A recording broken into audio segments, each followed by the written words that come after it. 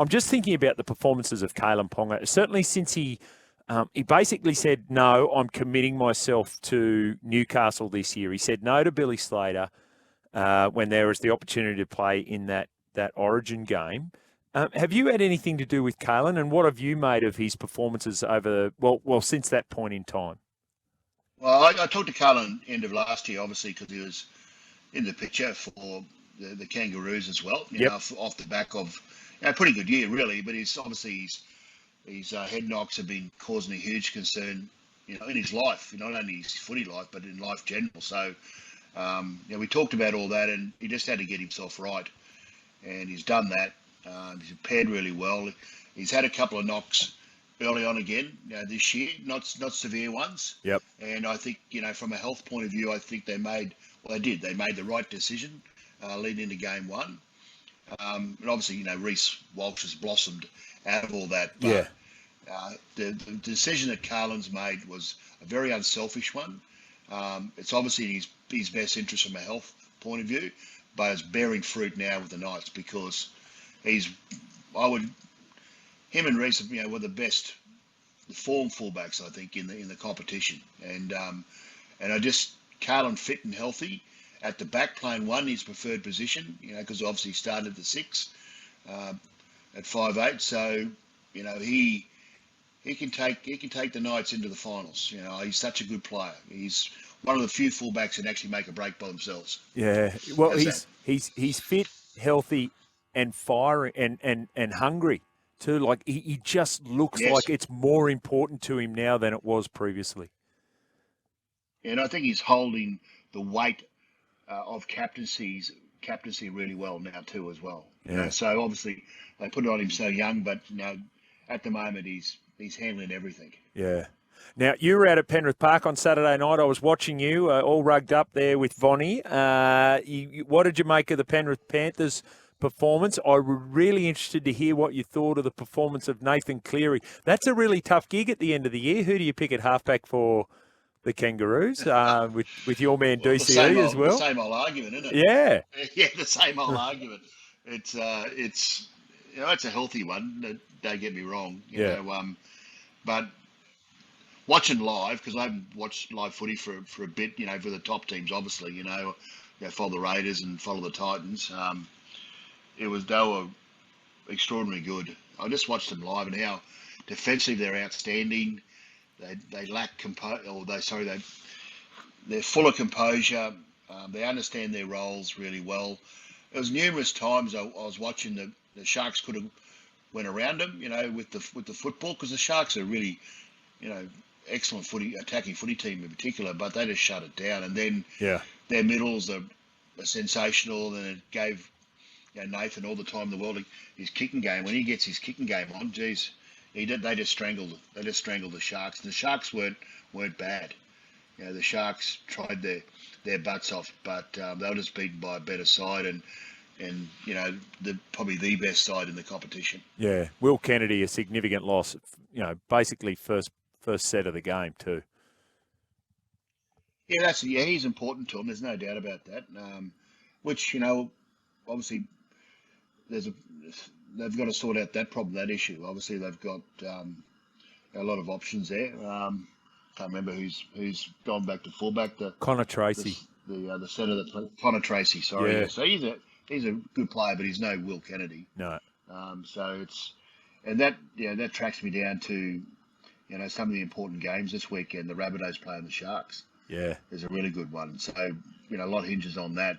2 points is crucial in that game. You got the Cowboys.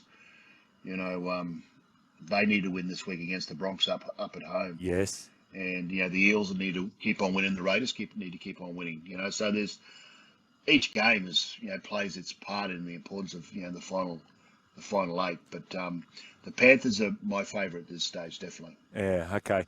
Just lots of questions coming in already. So if you want to ask Mal a question, 0457 736 736. The Reptile says, "G'day Coppers. Can you ask Big Mal his thoughts on Phil Gould's criticism of Latrell Mitchell?" This has just been running for the last 3 days ever since. Now, God.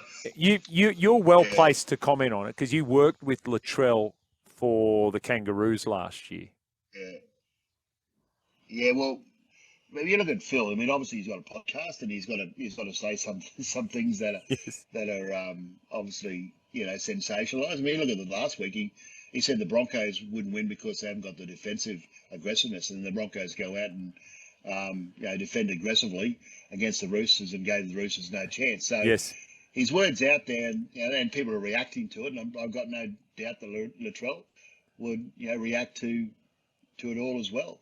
So I mean, I think Trell just come back last week. Trell's one of those guys that needs to wind up. He'll be right in about 3 to 4 games. There's no doubt about that. The Rabbitohs have to win, and with Latrell back, takes a lot of pressure off. The Cody Walkers and the Iliases and the Damien Cooks. Cam Murray. It just takes pressure off them.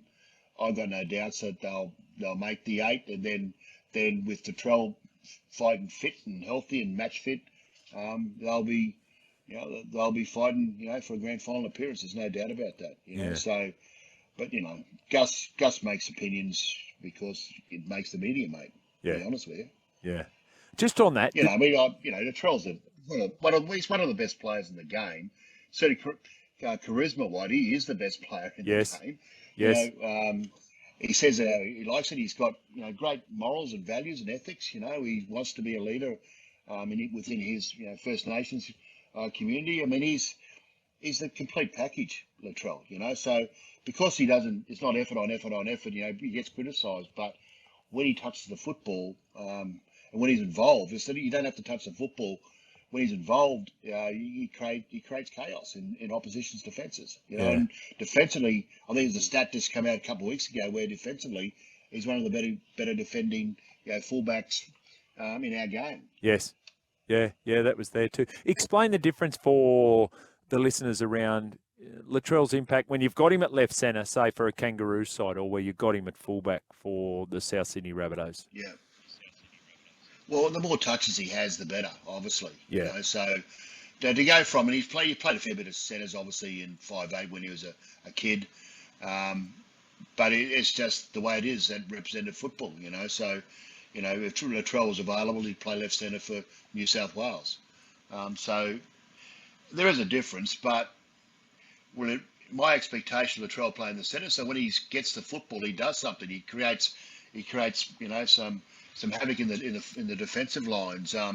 He creates defensive decisions and errors around him.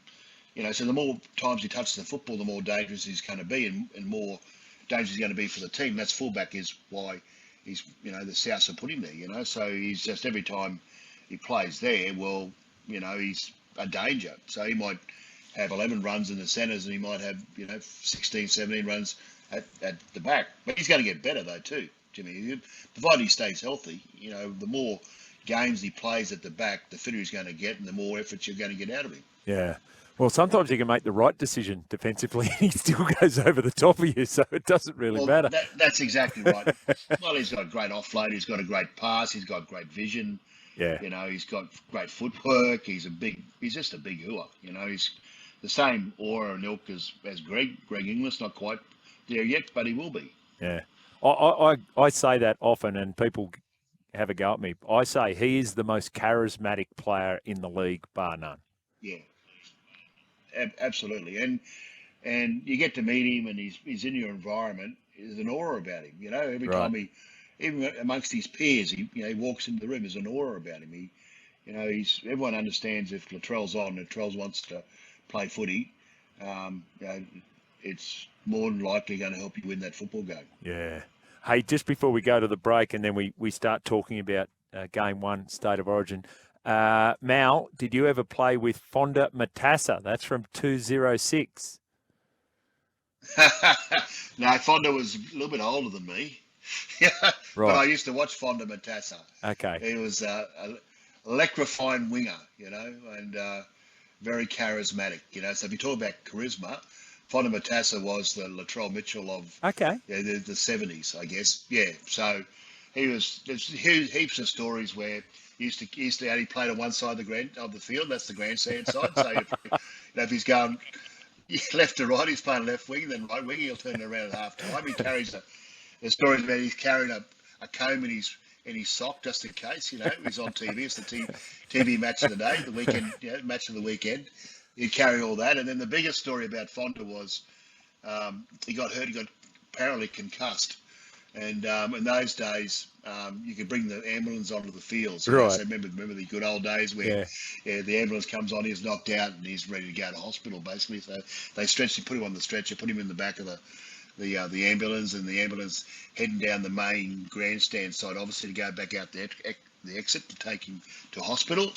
And next minute, the ambulance doors burst open, and out popped Fonda Matassa. Out popped Fonda Matassa in his full regale and jumps back on the footy field. I would go back on again, and then the crowd cheered. And, he played up to, and then he became a really great media personality up in Queensland. Through those late 70s into the 80s as well. So he was much admired and one of the funniest men you'll ever meet. Yeah, right. Okay, there you go. Good on you, 206.